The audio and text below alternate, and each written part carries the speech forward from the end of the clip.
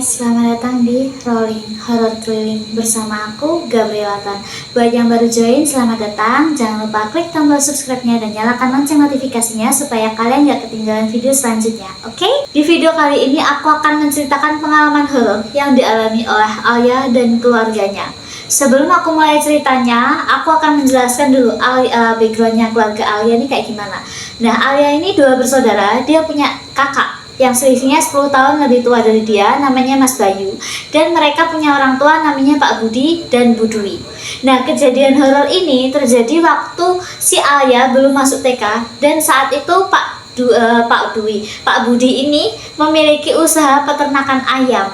Awalnya usaha ini berjalan dengan lancar, ya walaupun belum berkembang pesat, tapi usaha Pak Budi ini sudah dikenal sampai keluar kota. Bahkan Pak Budi ini sering mengirim hasil ternaknya ke luar kota gitu, jadi udah biasa buat ngirim ke luar kota. Sampai suatu ketika, waktu itu di rumah ada Alia, Bu Dwi, sama Mas Bayu. Mereka lagi duduk-duduk sambil lihat nih pemandangan langit dari balik jendela mereka. Tapi tiba-tiba mereka kaget. Mereka baru menyadari, kok bulannya ada dua ya? Si Ayah tanya nih sama ibu, "Bu, kok bulannya ada dua ya?" Ibu ini juga kaget, "Oh iya ya, kok bulannya ada dua? Kok bisa? Tumben banget." Tapi sebenarnya ibu ini mungkin takut ya, cuman karena ada anak-anaknya, ibu mencoba menguatkan hati, mencoba berani gitu. Oh, mungkin ini cuma pantulan cahaya aja gitu, pikirnya ibu. Ya positif thinking aja lah gitu kan ya. Tapi pikiran itu ternyata salah. Setelah mereka mengetahui kalau salah satu dari bulan itu bergerak semakin dekat ke arah rumah mereka. Semakin dekat, akhirnya mereka dapat melihat kalau bulan itu ternyata bukan bulan, melainkan adalah bola api yang cukup besar. Ayah yang ketakutan pun memeluk ibunya erat-erat. "Bu, aku takut." Terus ibu berusaha menenangkan, walaupun hati ibu sebenarnya juga ikutan takut. Gak lama kemudian, duar, terdengar suara ledakan dari atap rumah mereka. Setelah itu sunyi. Ya cuma suara ledakan itu gitu. Alia semakin ketakutan, begitu juga sama Mas Bayu. Ibu berusaha merangkul kedua anaknya. "Udah gak apa-apa, udah selesai kok," kata ibu. Lalu meskipun awalnya ketakutan, Alia akhirnya bisa tidur nyenyak. Awalnya Alia sekeluarga ini mikir cuma mungkin ada orang iseng aja gitu, atau mungkin cuma kebetulan atau salah sasaran gitu. Tapi mereka salah. Teror itu terus terjadi. Suara-suara ledakan itu terus menghantui mereka setiap malamnya, sampai akhirnya Bapak atau Pak Budi ini tiba-tiba jatuh sakit. Awalnya sakit demam biasa, tapi lama-lama sampai Pak Budi ini nggak bisa bangun. Terus karena Pak Budi ini sakit nggak sembuh-sembuh, ibu berusaha, apa sih itu? Oh, orang gas, biarin aja. Karena Pak Budi ini nggak sembuh-sembuh, ibu pun berusaha buat membawa Pak Budi ini buat berobat ke dokter gitu. Tapi setiap kali berobat, dokter cuma bilang, "Pak Budi ini cuma demam biasa." Terus dikasih obat, suruh minum obat, dihabisin, tapi nggak sembuh-sembuh, tetap balik lagi gitu. Setiap kali berobat, kasih obat, habis itu diminum, dihabisin, tapi nggak sembuh-sembuh, gitu terus siklusnya. Karena Pak Budi ini nggak sembuh-sembuh, sementara peternakan ayam kan harus berlanjut ya, harus tetap dilaksanakan demi bisa mencukupi kebutuhan mereka sehari-hari. Ibulah yang akhirnya menggantikan pekerjaan Pak Budi. Ibu yang setiap malam ke kandang buat ngecek ayam-ayamnya sama ngasih makan ayam-ayam itu. Sampai suatu malam, waktu ibu seperti biasa ya ke kandang gitu, tiba-tiba ibu didatangi sosok hitam besar dengan mata merah menyala melotot ke arah ibu penuh amarah. Ibu tahu kalau itu bukanlah makhluk sembarangan. Lalu ibu, walaupun ibu ini takut ya, ini salut banget nih sama ibu. Walaupun ibu takut, ibu tetap memberanikan diri sambil bilang, "Kono, balio neng sing ngirim kowe." Setelah itu makhluk itu menghilang. Karena mendapati teror yang terus-menerus ditambah suaminya yang gak sembuh-sembuh ini, ibu pun akhirnya mendatangi Om Wawan, adiknya ibu, yang emang dia itu indigo dan bisa membantu orang-orang yang lagi diganggu sama hal mistis. Ibu pun menceritakan lah ya kejadiannya, mulai dari bola api itu, terus habis itu bapak yang jatuh sakit gak sembuh-sembuh, sampai teror sosok hitam besar bermata merah di kandang ayam itu. Terus Om Wawan bilang, ini emang ada yang gak suka sama usaha kalian. Kalau dibiarin aja, takutnya bukan Mas doang yang kena, tapi bisa Mbak sama anak-anak Mbak. Ibu tentu khawatir ya, apalagi menyangkut sama anak-anaknya. Terus ibu bilang, terus gimana dek solusinya? Habis itu Om Wawan tersenyum, mengembuskan napas, lalu memberikan secangkir air putih yang udah didoain buat diminum sama bapak. Ini Mas, dihabiskan. Terus bapak minum, dihabiskan. Habis itu Om Wawan bilang, saranku sebaiknya kalian ganti usaha aja. Siapa tahu dengan kalian ganti usaha, orang itu nggak merasa tersaingi lagi dan nggak mengganggu kalian.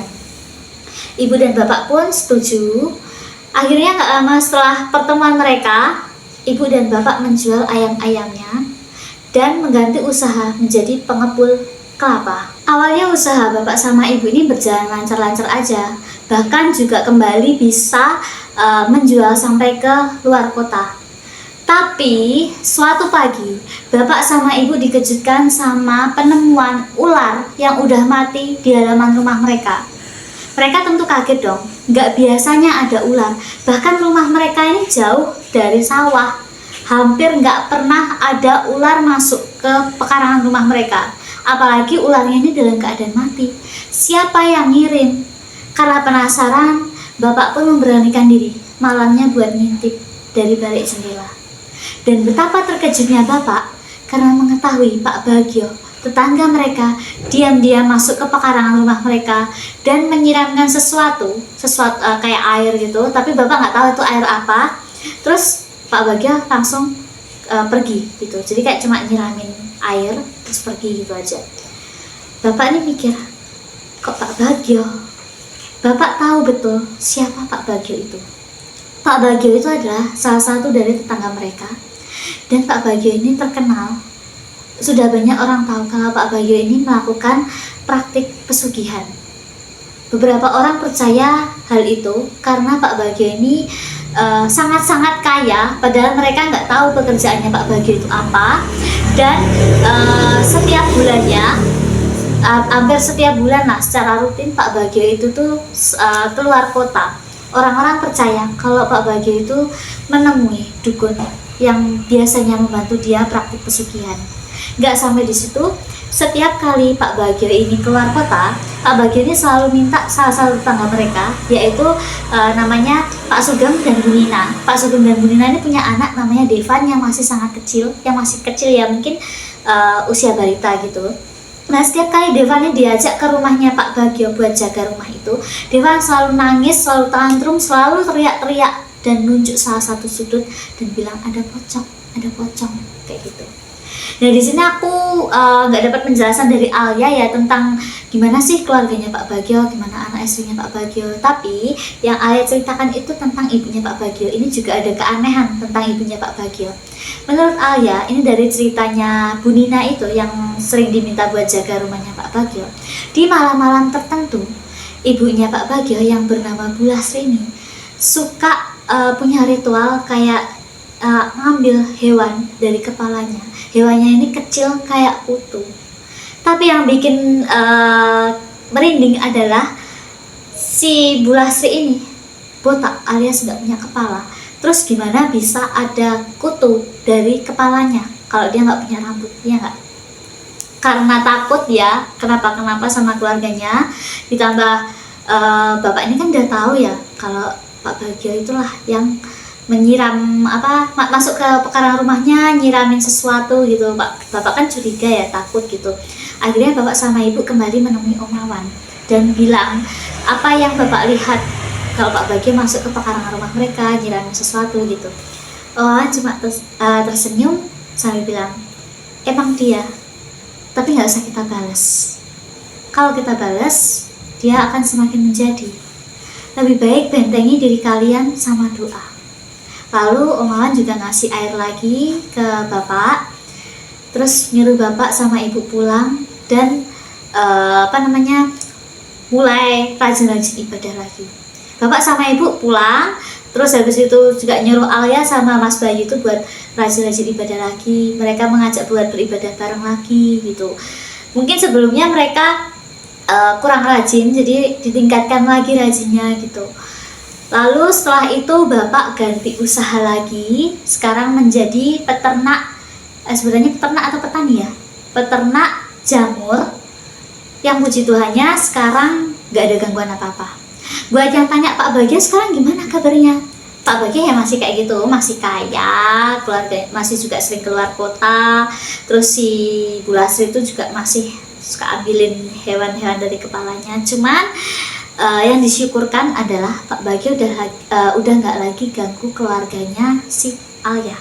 Halo guys, maaf banget aku harus take ulang videonya karena ada beberapa bagian dari videoku itu waktu aku edit ternyata ada yang nggak bisa diputar gitu, jadi aku harus edit ulang ini. Dan maafkan di luar lagi hujan deras, mungkin suaranya masuk ke videonya. Yang penting kalian masih dengar suaraku kan?